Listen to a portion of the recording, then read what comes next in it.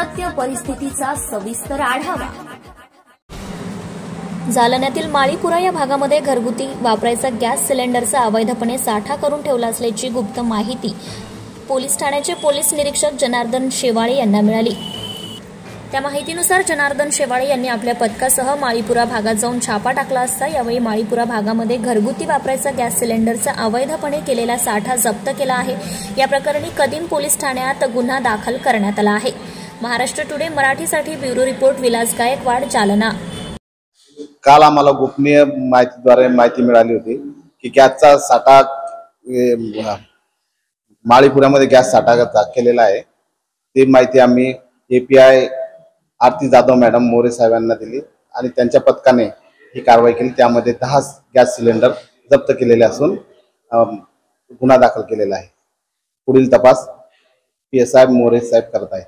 कुठल्या ठिकाणी ही कारवाई? ही माळीपुरामध्ये कारवाई केली।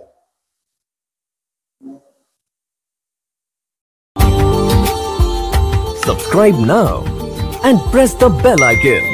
Never miss an update.